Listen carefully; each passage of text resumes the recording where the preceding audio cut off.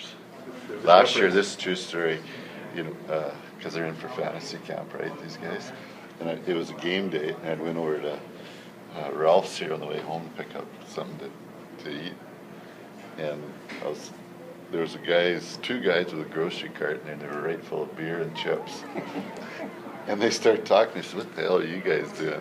They go, "Oh, we're here for fantasy camp." And they were getting their pregame meal, beer and chips. It was right full of beer and chips.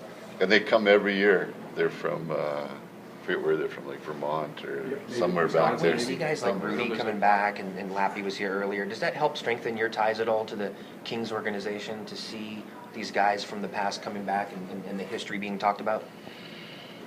Well, I enjoyed Lappy's night. That was pretty, just because there was the role guy, the blue collar guy getting recognized, which is pretty neat. And then Kelly, obviously, I coached Kelly, so that's different. And really had his best years here. The year I coached him was actually the last year of his career, right? So it'll be neat to see his family, right? You said you already spoke with Ian LaPerriere's kids as well. Is there any message you're going to have for Kelly's kids? Well, they're growing up with beautiful girls now. They're not going to look at an old guy with gray hair and take any info from me. Of all the players that you have coached, who are the alumni from whatever team, whether Calgary, from whether it's Chicago, San Jose, that you remain very close with and have close ties with? Oh, I think the Chicago guys, right? For sure. Yeah. Maggie was the guy who basically, he was instrumental in all the, around the league and all the alumni part of it.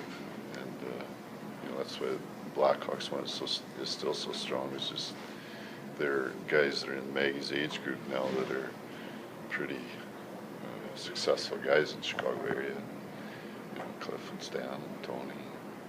So it's, that was sort of my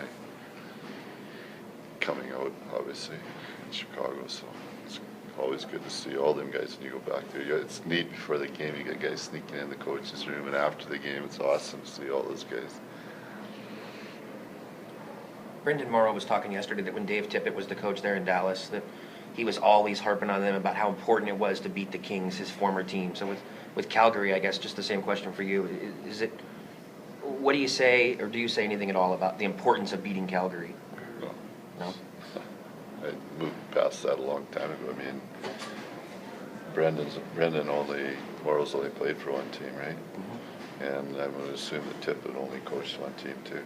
I played and coached on several teams, and the older you get, the less it basically has no bearing on nothing, right? It's like talking about the alumni guys. I mean, I got players on that team who are good friends of mine. So I'm not talking about Calgary. My only concern is the Kings. Did Kipper did he immediately leave Finland after each season, or did he ever stick around? No, he would always go home. Oh, okay. Yep. He was, and then his little guys, his oldest boy's in school now, so they have to stay a little later, right? So that's why he was here that's why he stayed in Calgary during the lockout this year, because his son was in school. He's a man of few words, or is that just with the media, or did he, It's like that with you too? Yeah. I imagine those conversations. That's why we have such a good relationship. Because we know what to expect. Yeah. No long. Yeah, it's not hard to figure out, right? Show up, game day, go hard, go home. I caught a little bit at the end of it. Yes. Hey, you know what? He's a great goalie. And he gives them an instant chance again. The last time he took 2 weeks or 6 weeks off in February and March, he went to Game 7 of the Stanley Cup Finals. If you look at it, same thing.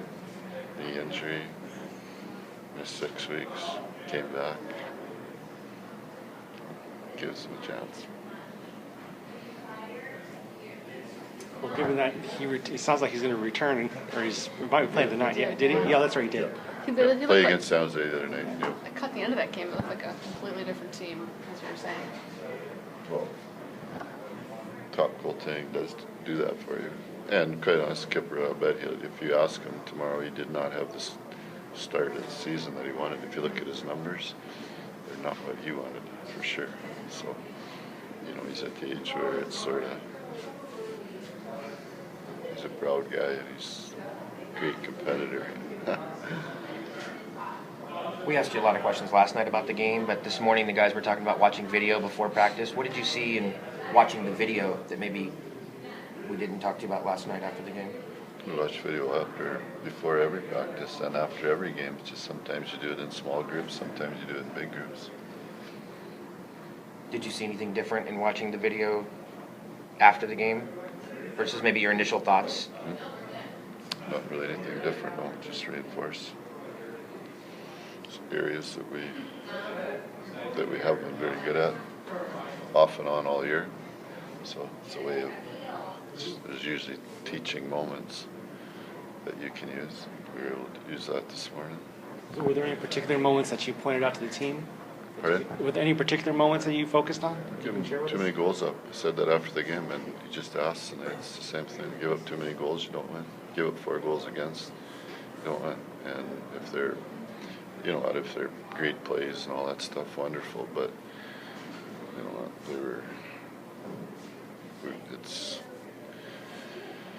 it's slipped into some of our younger players' games. We have to get it out of them, get the mistakes out of their game again, and they're easy mistakes to correct if they want to correct them. Is Alec getting any better? Alec? Martinez, game to game, coming back from being out for a while? Not necessarily last night. No. I mean, if it's game to game, was it any better last night? No. I mean, those 2 kids had a rough night. First 4 shifts on the ice, there were 2 penalties, goals against, penalty killing goals against. No. I would say those are teachable moments. When what's the old line? When the students are ready to listen, then the teacher will talk. Otherwise, don't. Are they all listening right now? Pardon? Are they all listening right now? Geez, we just won friggin' 8 out of 11. They must not have totally waxed up, have they? I think the earth is flat. When I look out over, the earth is flat, right?